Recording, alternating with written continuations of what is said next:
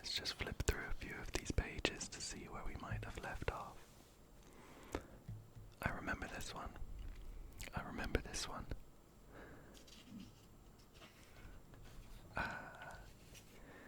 So, we must be on this one here. The deadly door. Let's give it a read.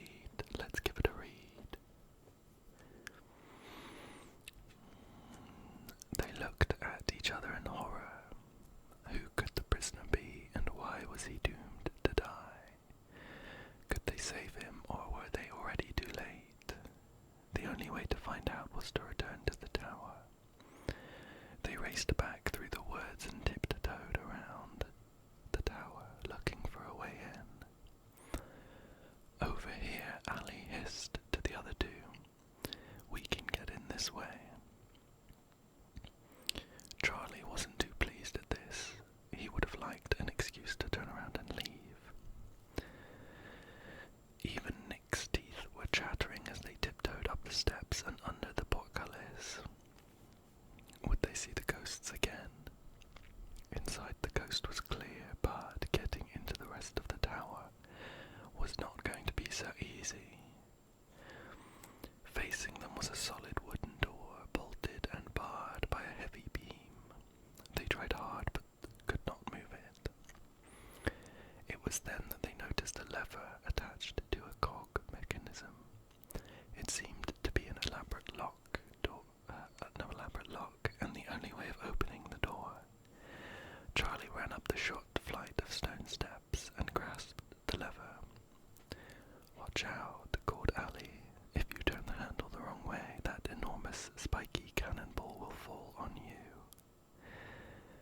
Which way must Charlie turn the handle?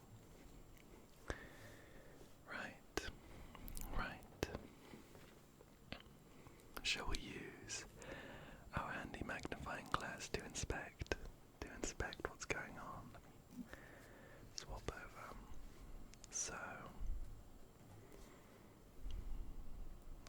there we can see, who is this? Charlie turning this crank, and that's the spiky ball that we have to try not to drop on Charlie. And then we've got all of these cogwheels connected to the crank, just going up all the way around here, off the top of the book, and round to the lever. Right. So, right. So, we have one of two directions to pick, right? Either Charlie turns the lever just here. Either he turns the lever clockwise or anti-clockwise. So, let's pick one of the directions and follow it around. And if it's not right, then the other direction must be. So, here we are, we're starting just here. Let's say that Charlie turns it. Let's say he pulls towards himself. So we're moving anti-clockwise, spinning to the left. If we pull that to the left, which way is it going to move this wheel here? Well.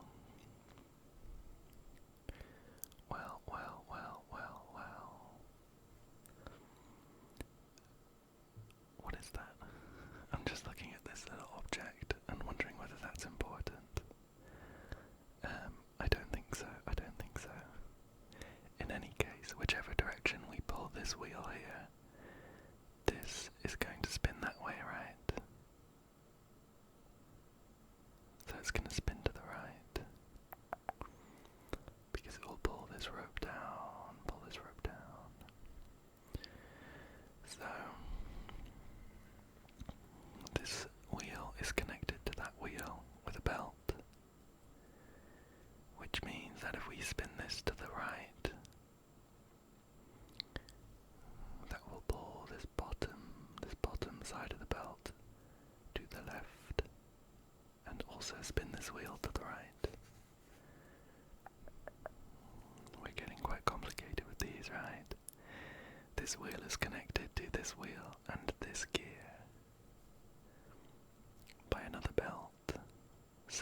if we're spinning this to the right, it's going to pull this belt towards the left and also spin this cog to the right. Now the cogs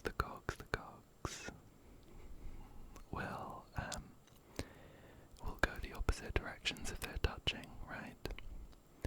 These teeth, the teeth of the cogs, are going to be spinning to the right, so downwards, which also pulls the connecting teeth.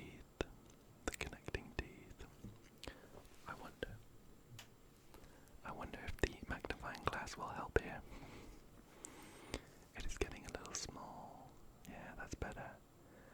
So if these teeth go downwards, then the connecting teeth will also go downwards.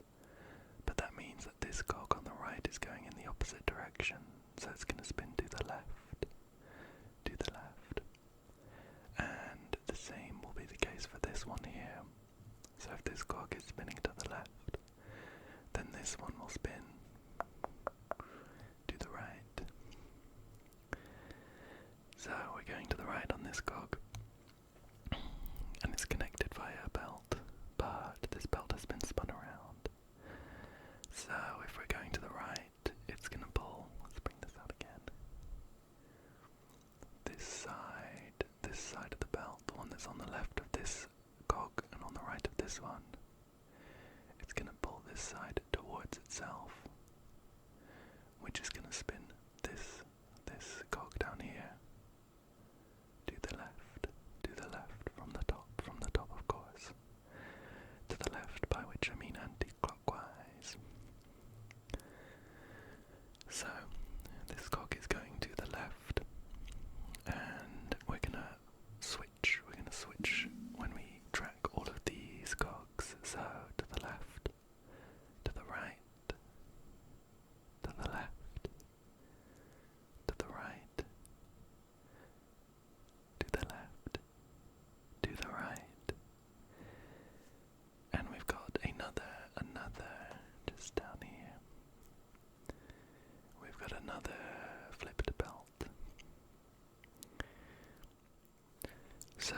So with this cog moving to the right, so this way, it's going to be pulling this side of the belt towards itself.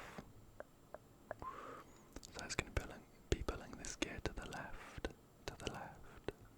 and then this one to the right. This cog is connected via a belt, so if this one's going to the right, this one's also going to the right. And we've checked these enough that we know this one's going to the left. This one's then going to the right. And finally, this cog here, the one connected to the beam, is going to the left. So it's spinning this way, which is moving these bottom teeth to the right and pushing the lock further into the door. I kind of assume that if it's pushing that further into the door, then it's also lifting this and dropping that on Charlie, which is not what we want. So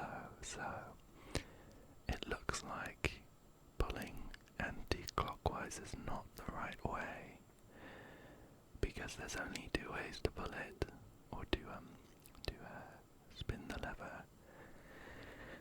That must mean that clockwise is the way that we want to spin the lever. Shall we try and find the answers? So we are on page 17. Let's try not to look too far into some of the other stories. We're on page 17. Oh, you know what? I've skipped all the way to the end, but the answers are at the end of this story, I think. Let's here we go. So, oh no. Okay. So it looks like the answer is actually anti-clockwise.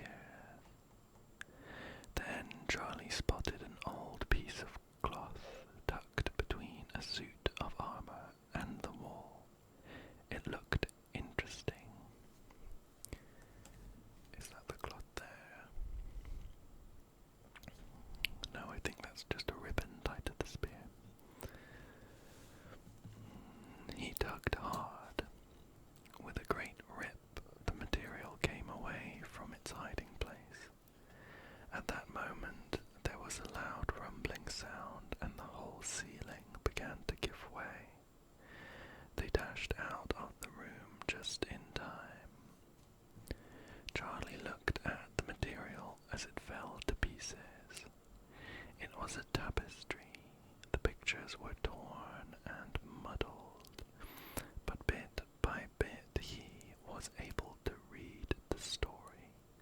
What does the tapestry say? Right. Oh, I see, there's the cloth just there. And there's him pulling it away and knocking all of the suits of armor down. So, down here on the bottom side of the pages, we have got all of those bits of tapestry. Let's see if we can figure out which one goes first. Okay.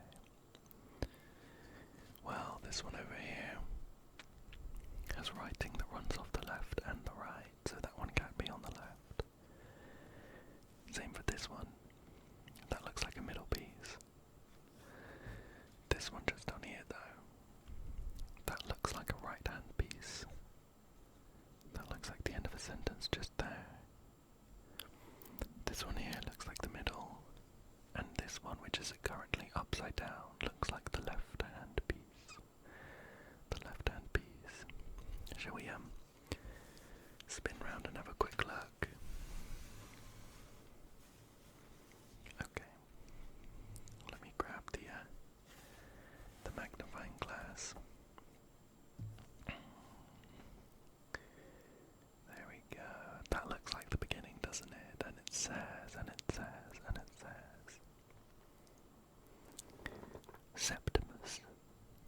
Septimus Swashbuckle, captain of the Peppery. Is that Peppery? Peppery something. And the bottom line says, treasure, and priceless jewels, mortally. So we've got Swashbuckle, Septimus Swashbuckle, captain of the Peppery. I imagine that's the name of the boat, the Peppery something. Let's see if we can find what the boat was called. I think it might actually be this one here. We've got cat,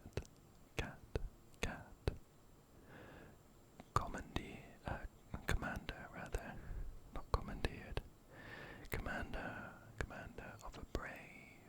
So we have Septimus Swashbuckle, captain of the Peppery Cat, commander of a brave something.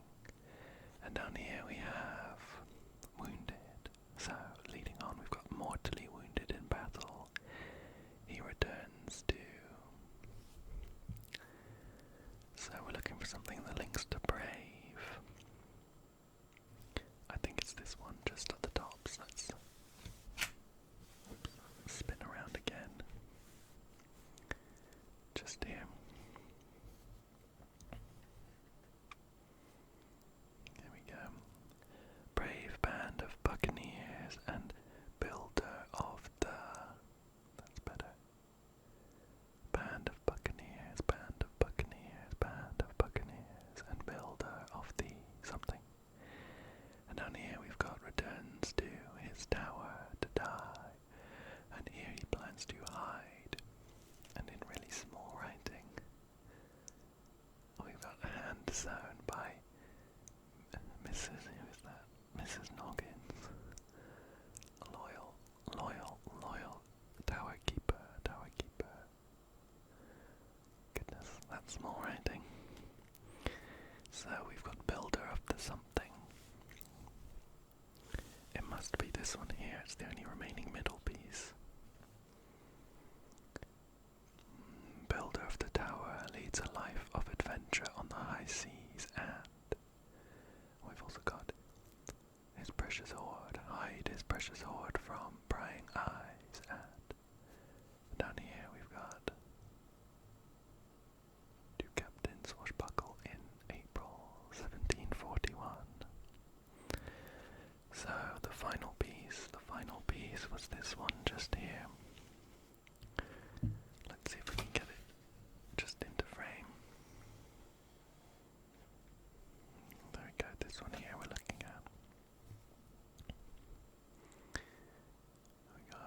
says a hoard of, and that was where we started with the treasure and priceless jewels on the second line.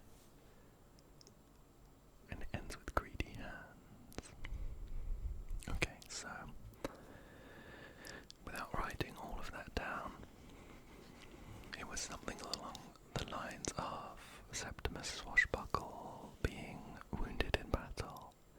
He took his hoard of jewels and treasure back to the tower and hid it.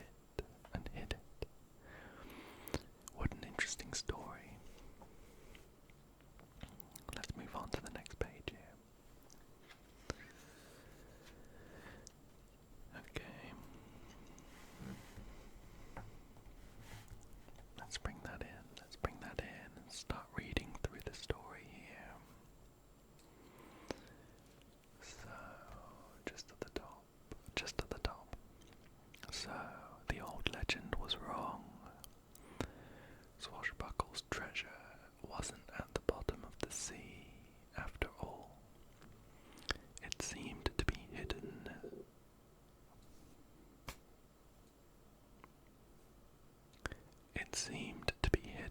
Somewhere in the tower. But, where was it?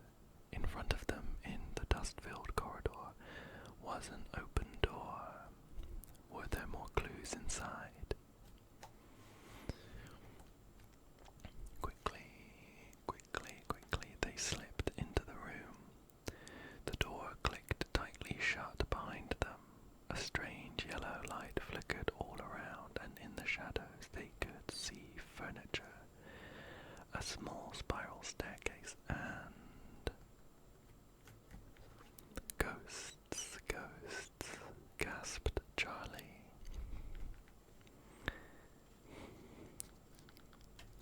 There they are. One of them doesn't look very ghostly, but the other two are completely paper white.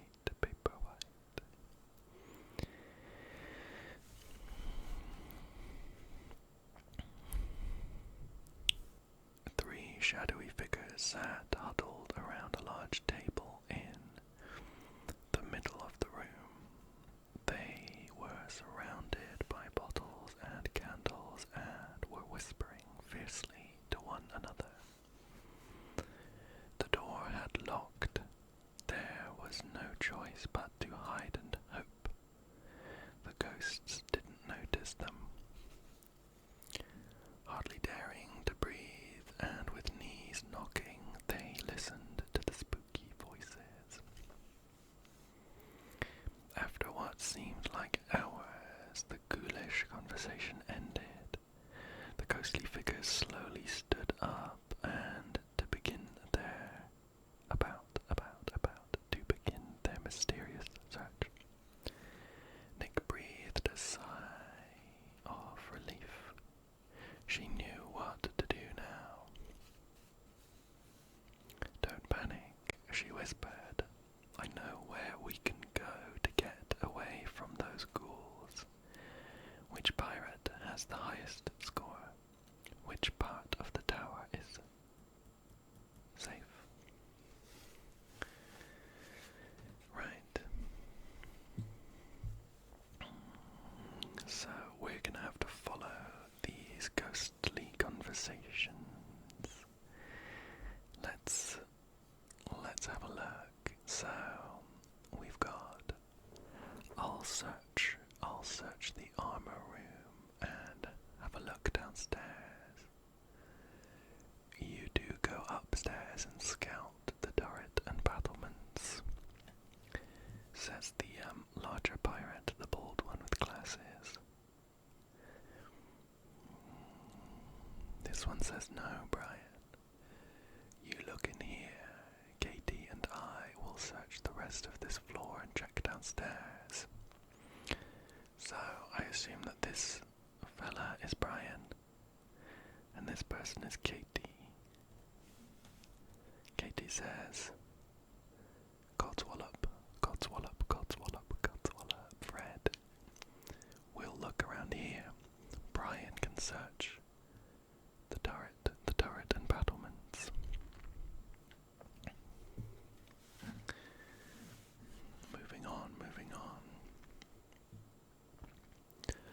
let's throw a dice.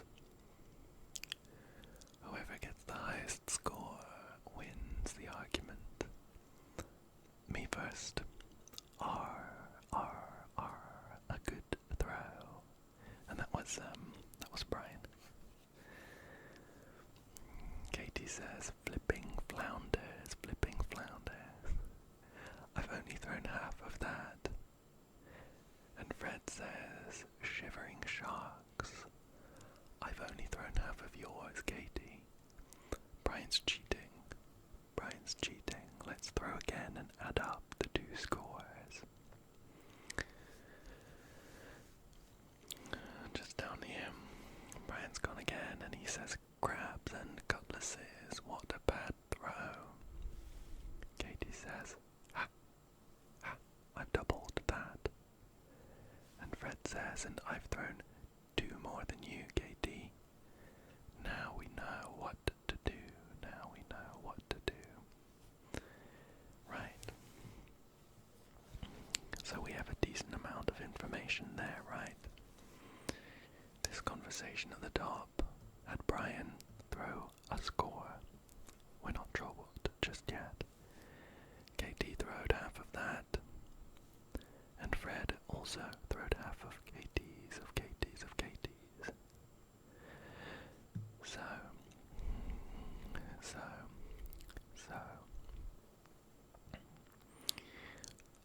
I'm guessing that they have a normal dice with faces 1 to 6, which means that Brian could have thrown.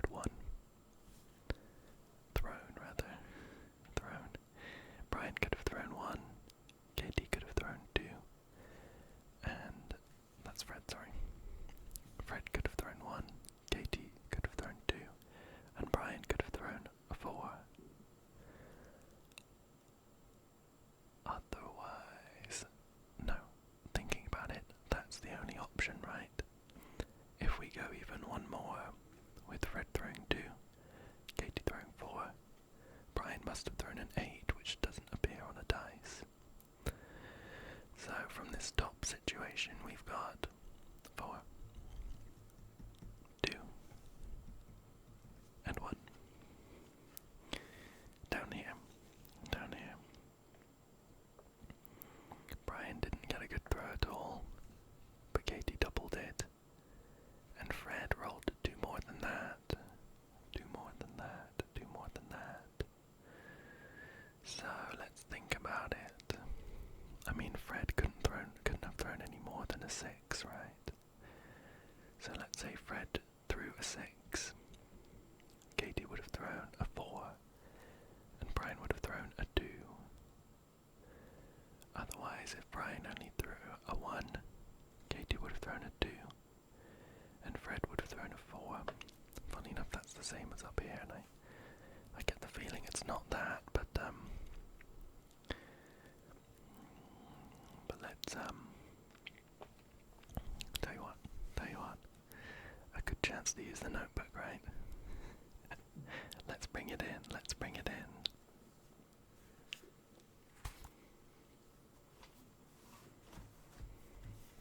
Here we go.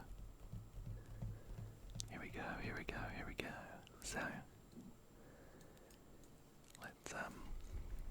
let's go up here.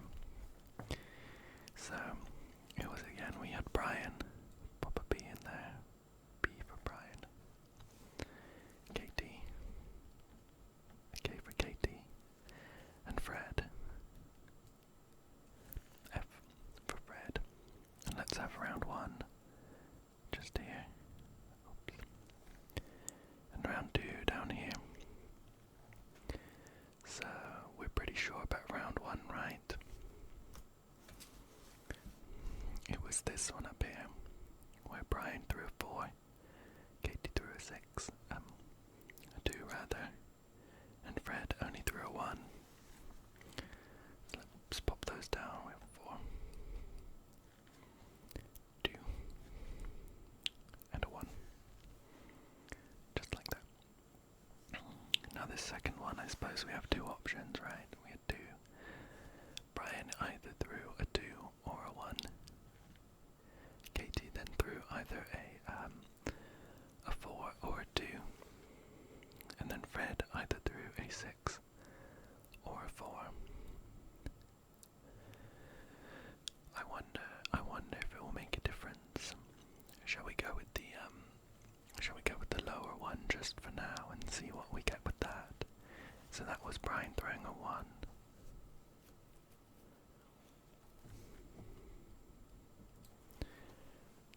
doubling that for a 2.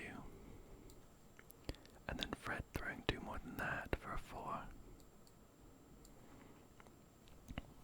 So that's actually the same as these scores, just the other way around.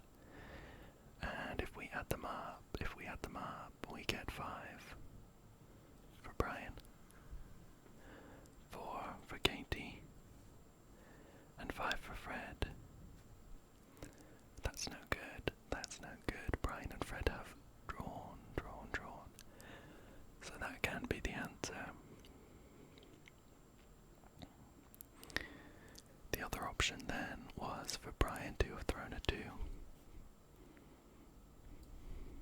Katie to have thrown a 4, just there, and Fred to have thrown a 6.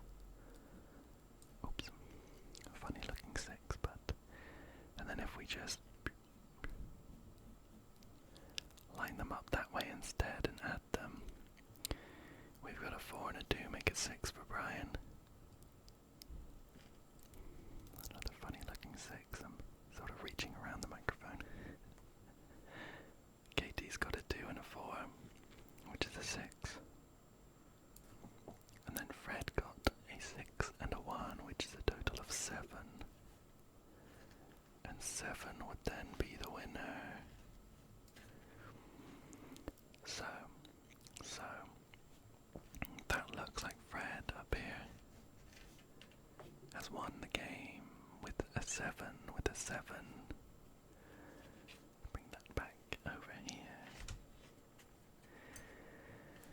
Right. So if Fred won the 7, which part of the tower is safe, they say? Well, Fred says, no, Brian, you look in here. Katie and I will search the rest of this floor and check downstairs. So I suppose that's all of these rooms are safe then. This room, this entire floor and downstairs. I think that's what they're getting at. Shall we check the answer for this one? Okay.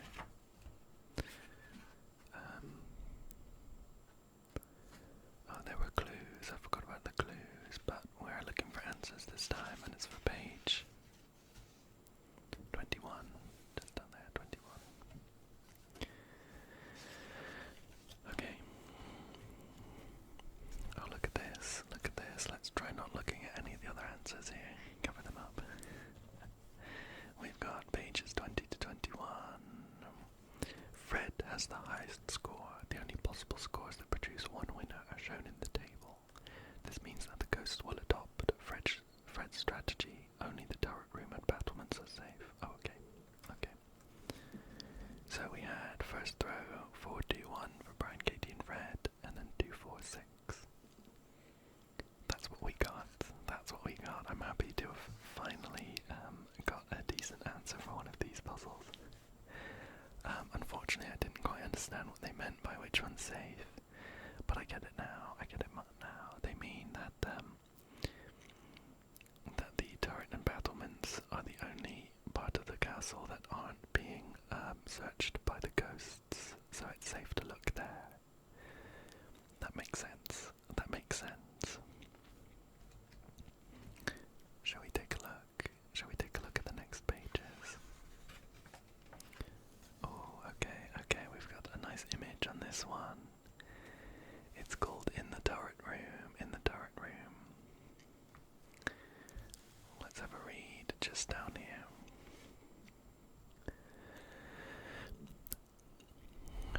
Before the ghosts turned round, Nick, Charlie and Ali dashed up the spiral stairs to the turret room.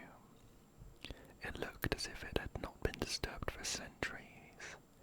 As their eyes got used to the dark, they realized this wasn't true. Then Ali spotted something which proved someone else had been in the room very recently. What had Ali spotted, and what other odd things are there? Perfect. This gives us a good excuse to pull out our magnifying glass and inspect. So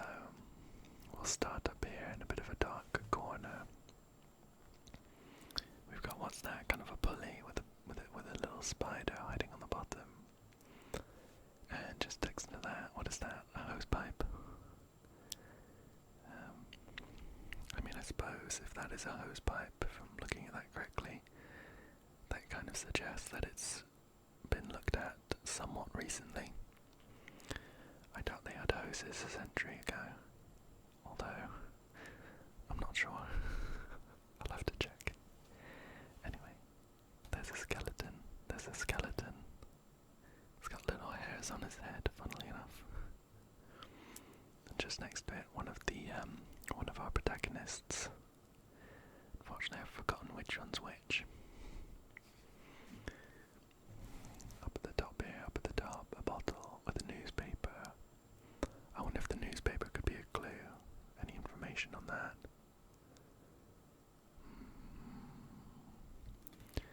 I think there's a bit of writing, but it's very small.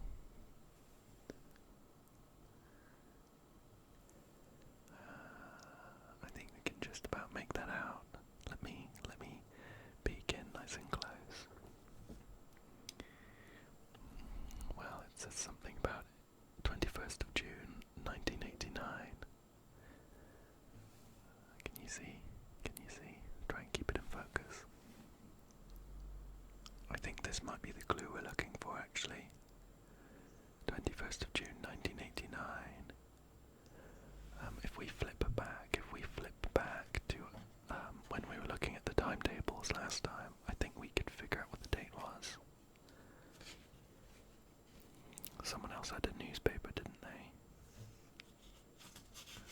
Next page, I'm pretty sure. Oh, look at that. Down here, 21st of June 1989, we have found our evidence. That newspaper is from today, or I think yesterday. We crossed the causeway at midnight, didn't we? Anyway, even though we found our clue, shall we keep looking? In the closet, we have like a pair of overalls with a peg leg attached. That's funny. What's down here? A comfy looking armchair with a hot water bottle and a pillow. I guess that may be another clue. They probably didn't have hot water, but well, I still don't know. I mean, a century ago from today, which is 1989 in the book. Did they have hot water bottles in 1889? I really don't know. There's a pair of boots with a mouse in it. Cute. A paintbrush just down there. What's down here? An old net on top of a chest. And a scroll. What's going on over this side? Some bones in a little cupboard next to a lantern. And up here, if I just bring it down a little bit, we've got a parrot saying, lend us a fiver, which is kind of slang for £5. A very nice model of a ship there. Some assorted knickknacks, some bottles, an old candle, that sort of thing. What's that? That's interesting. I think that's Nick. Is that Nick looking at a painting of a pirate? Oh, hang on. What have we got here? Is that some makeup? Some white powder? Are those ghosts really ghosts? I wonder. Looks like some face paints and things like that. That's curious. Down here we've got another mouse on what's that? Like a lifesaver, like a ring. Next to some more boots and a big anchor. Oh, how cute. A little ghost mouse. Look at that. Down here. Some costume pieces.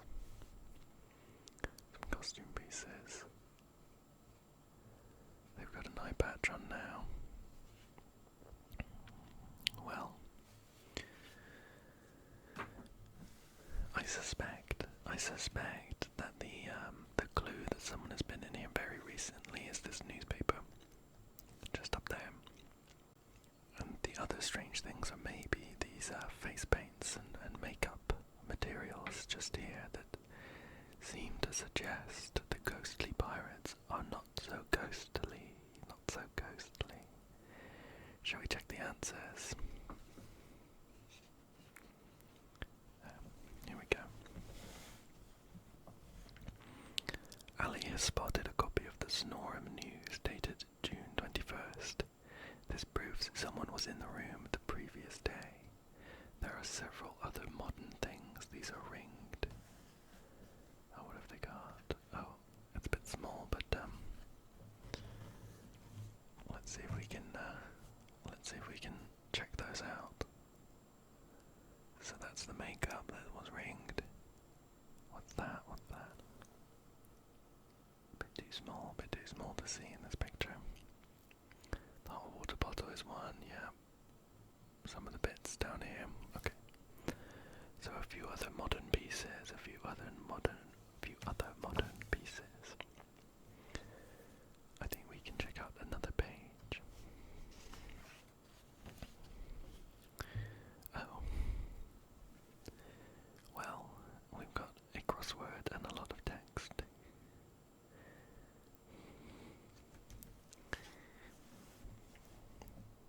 Okay. Down here. Bring that in. Just drink it. How was that? Charlie reached up and grabbed the newspaper.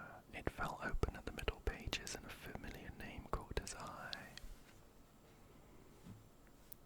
Swashbuckle, swashbuckle, swashbuckle.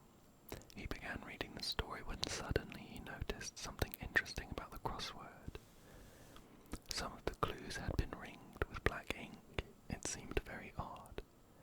Quickly he set about solving them. At last things began to click into place. Click, click, click, click into place.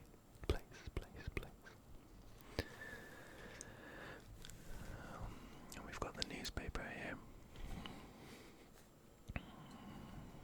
Let's take a look. So, Historian Vanishes by Will E. Dell. And this is Lord Archive. Police are investigating the mysterious disappearance of Lord Reggie Kive from his Port Snorham home on Monday evening. Lord Kive is a well-known historian and expert on Snorham. Kive made his most exciting discovery only weeks ago when he uncovered the long-lost wreck of the Peppery Cat, which is Swashbuckle's ship, a 17th century pirate ship. It was owned by the notorious Captain Septimus Swashbuckle, whose ghost is supposed to haunt the tower on Spectre's Isle. Legend tells of Swashbuckle's fantastic hoard of priceless treasure. It was thought the hoard sank with Swashbuckle and his ship, but when Kive's team of divers recovered the wreck, no treasure was found. No clues. Rumour has it that Kive was on the point of discovering the secret of Swashbuckle's treasure when he vanished without trace. Police are treating his disappearance as suspicious, but as yet have no firm leads. Mystery. Lord Kive's housekeeper, Mrs. Cleanup, said when interviewed yesterday, "Lux a mercy, dearies. It's not like him to go off without saying anything. He always leaves a note. Something terrible must have happened." There is some other interesting bits of information. But shall we try and take a look at this crossword? Of course, I don't want to write in the book. So let's see.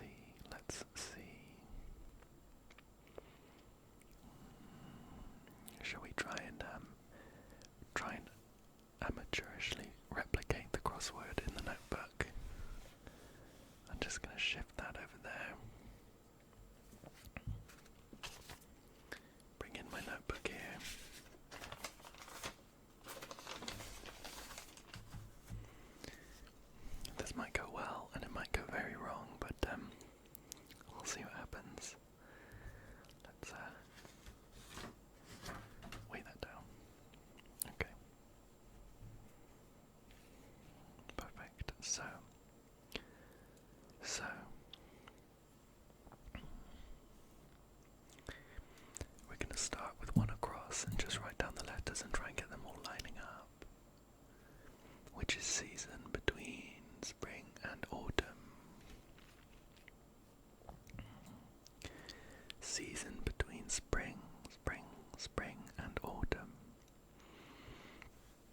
That seems like summer to me. Should we get that down? S-U-M-M-E-R.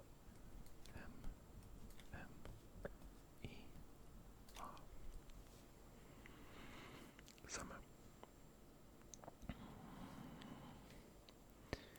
3 across. 3 across. Scurrying creatures.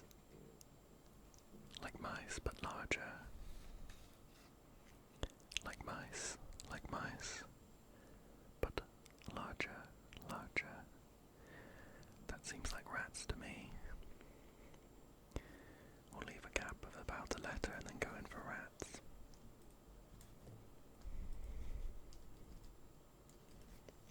Rats.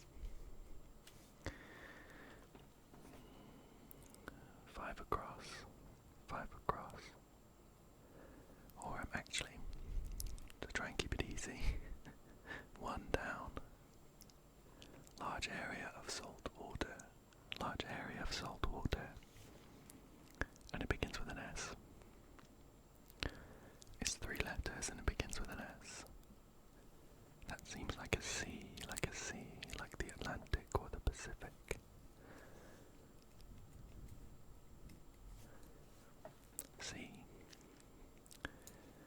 What else we got? How about 2 down? 2 down. A rebellion where men refuse to obey officers. And it begins with an M.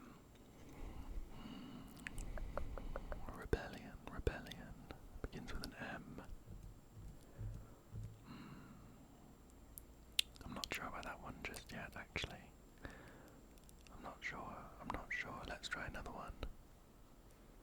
3 down, 3 down. Can you see that?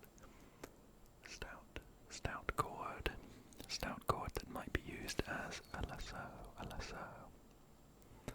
Begins with an R. It's 4 letters. That seems like a rope.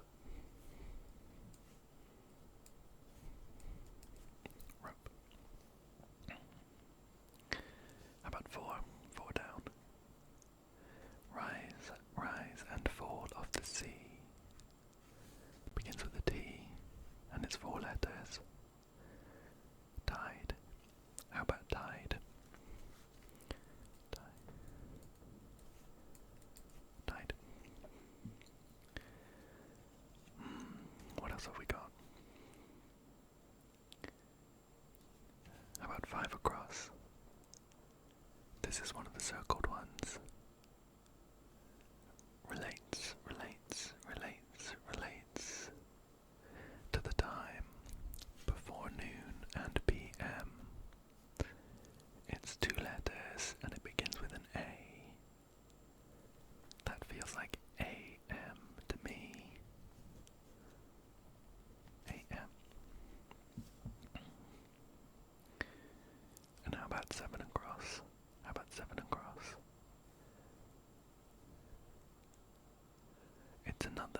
It's another circled clue, and it says court, without means of escape. This one is 1, 2, 3, 4, 5, 6, 7 letters long, and it ends with P something D. Any ideas?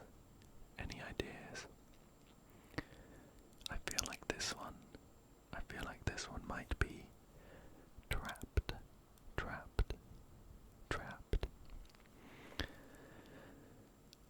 Let's see if we can get it in our makeshift crossword here. So it runs down from this letter here. So we're going to put a T here.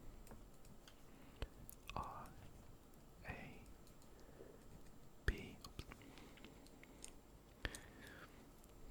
B-E-T. Trapped. Let's try 6 down.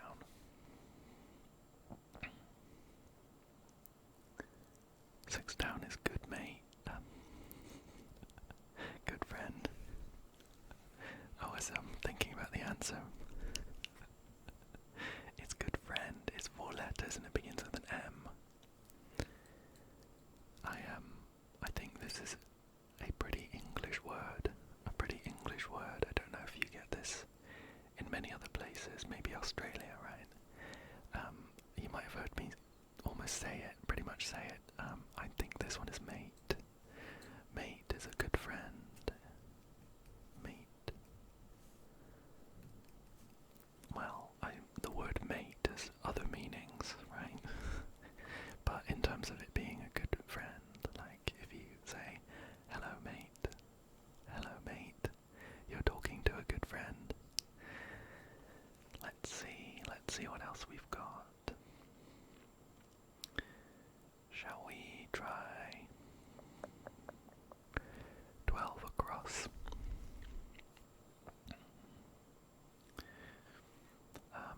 Or actually, let's do 10 across before we skip it. 4 blank and blank. Oh man, what word is missing?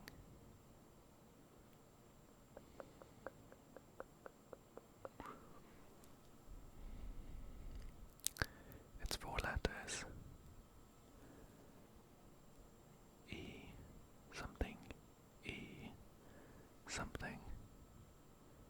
I'm not sold on this one, but could it be ever? Maybe forever and ever. Is that, do we think it could be that? Forever and ever. Shall we check 9 down, because that could lock in whether it's a V or not. 9 down.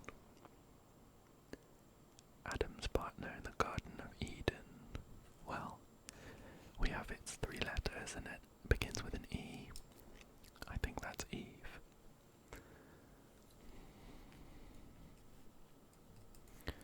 So that would suggest that 10 across is ever.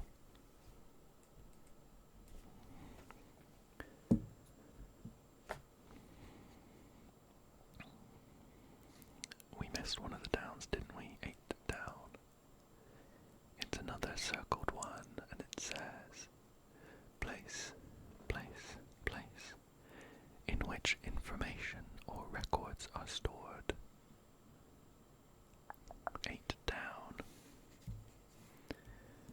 And it is 1, 2, 3, 4, 5, 6, 7 letters long. Begins with an A. I have an idea. Let's check how many letters. I'm thinking it's A, R, C, H,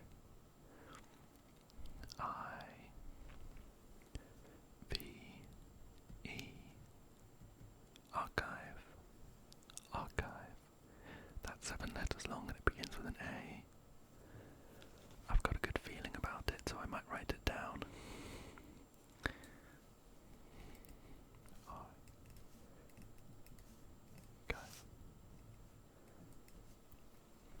Archive. What else have we got here? Shall we try 12 across? Short fitting or close fitting short coat of soldier or policeman. Close fitting short coat of soldier or policeman. Let's try and get this down. So that's 12 across down here. It's 1, 2, 3, 4, 5 letters long. And it matches with this. So it begins with a T. Seems to end with a C.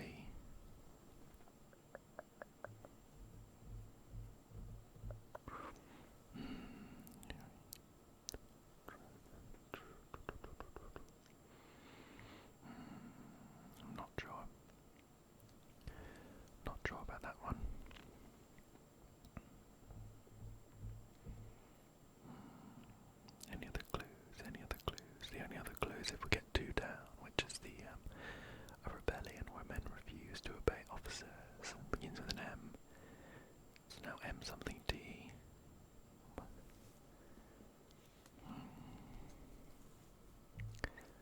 Yeah, I'm not too sure about that one.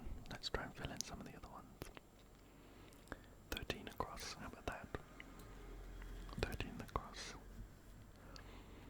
Just over here. It's another circled one. It says myself. It's 2 letters, it ends with an E. Could that be me? Me? Me? Just there. Me. And going on from that one, we could do 13 down, right? What kind of maid is half woman and half fish?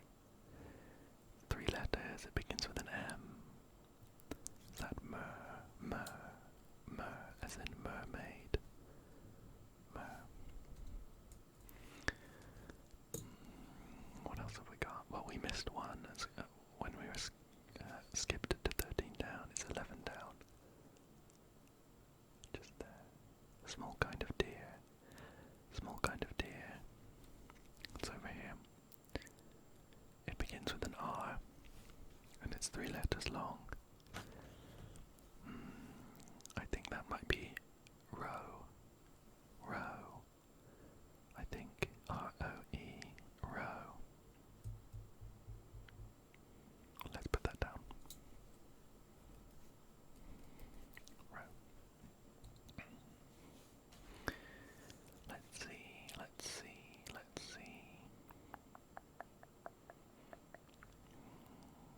How about 14? 14. Where's 14? Oh, let's not do 14 down, that's kind of floating. I want to connect everything, so I line it all up on my makeshift crossword over here. Let's do 15 down first. Assist. Assist. Lend a hand. And it also matches up with 15 across. Word that is used for a male. We're looking at this gap here. A word that's used for a male ends with an E and is 2 letters long. That could be he.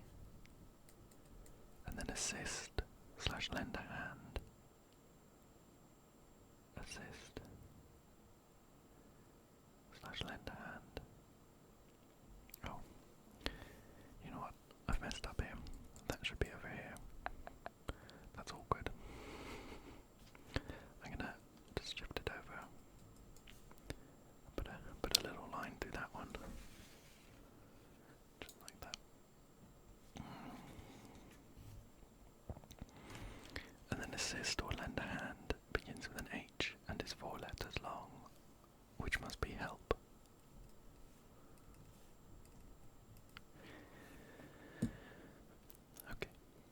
Okay, we can do 17 across. How about that?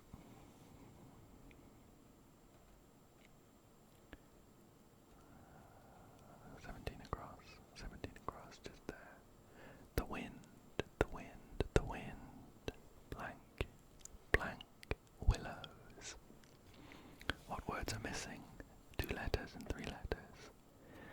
That's a famous story called The Wind in the Willows. The wind in the willows. It's just here. In. Oops. This twisty pen keeps untwisting. The wind in the willows. That was another circled answer, by the way. Let's see. What are we missing? Shall we try 18 across? I'm just picking ones now. Sound of a bell.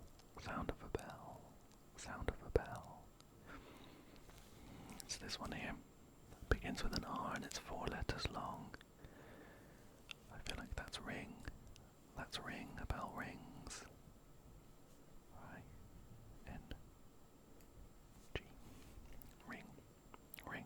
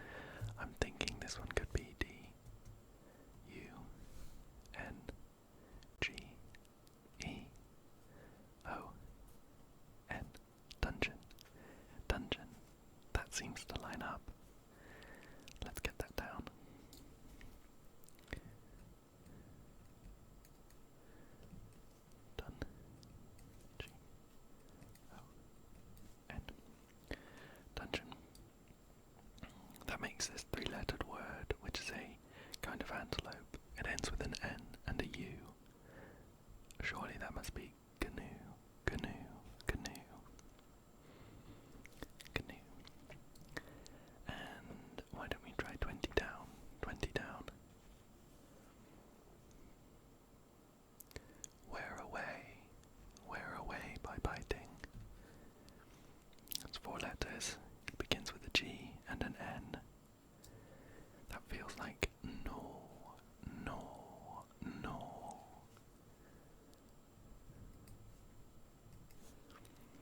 No.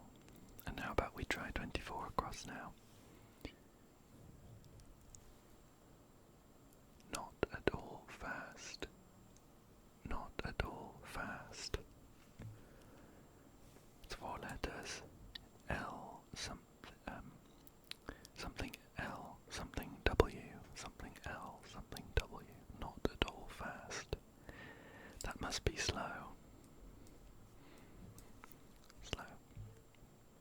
We're getting very close to finishing this. Very close indeed. Shall we try 22 across? Just there. Mum and Dad are sometimes called Ma and something. It's 2 letters and begins with a P. That must be Ma and Pa. Now we can do 23 down.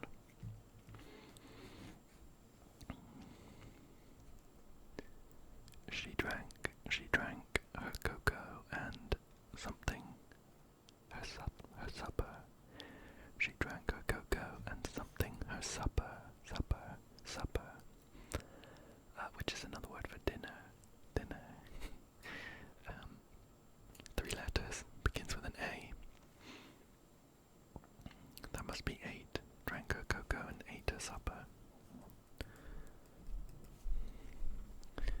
And we've got a couple more. Not too many. I think only 3 more. 4 more actually. 4 more. 14 down. 14 down. Right away. Immediately. 3 letters. 2 letters and 4 letters. And it's 14 down. 14 down. So, looking up here, so the 2 letters is something D, and then the 4 letters is something N, something. Right away, immediately, something D.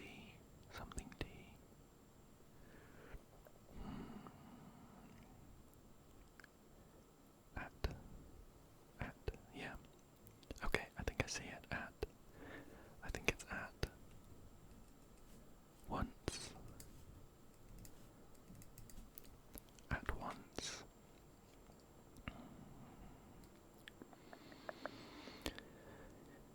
So, I think we're only missing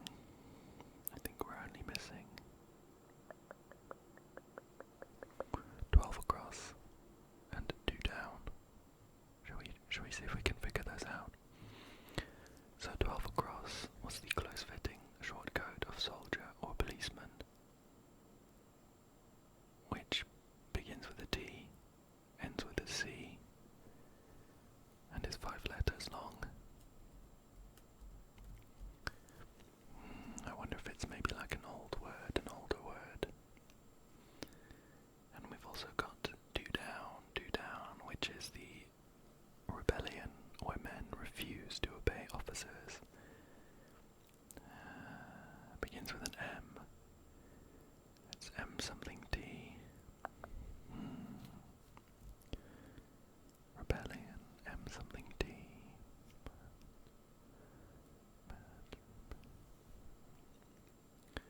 That one's 6 letters long.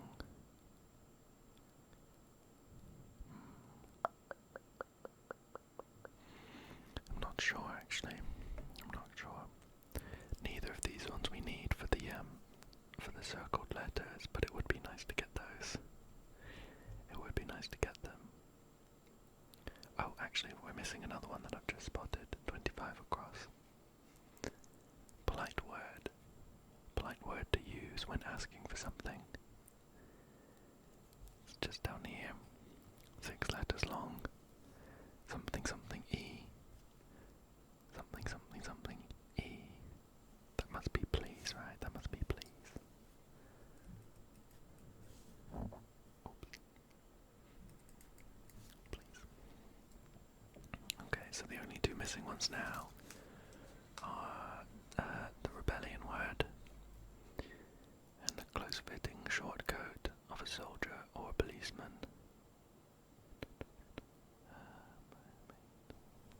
And with a C.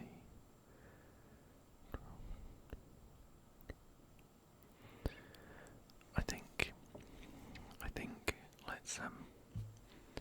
let's find out these circled words and then go from there So it was that relates to the time before noon and PM. Caught without means of escape, trapped. Myself is me. Am trapped. Oh. Am trapped. Me in the dungeon. Place in which archive right away at once. Assist or lend a hand is help. Please. Well, I feel like combining all of those together is something along the lines of I'm trapped in the dungeon. Archive. The dungeon archive. Help at once, please. Okay, well we know where they're trapped now. Shall we find out those last two answers? So we're looking at 25. We rearrange. 25. Yeah, and I'm trapped in the dungeon. Please help me at once. Archive. Oh, of course. Archive is the man that's missing, right? Oh, okay. Okay, right. So those last two ones. Should have known. It's very piratey. It's very piratey. The rebellion where the men refuse to obey officers is this one. It's mutiny. It's mutiny. Shall we fill it in? Even though I didn't get this one. Mutiny. And the close-fitting short coat of a soldier or policeman is now D, something N, something C, which makes sense as a tunic. Perfect. Okay. So, it's a shame that I put that H in the wrong place, or else that makeshift crossword was pretty successful.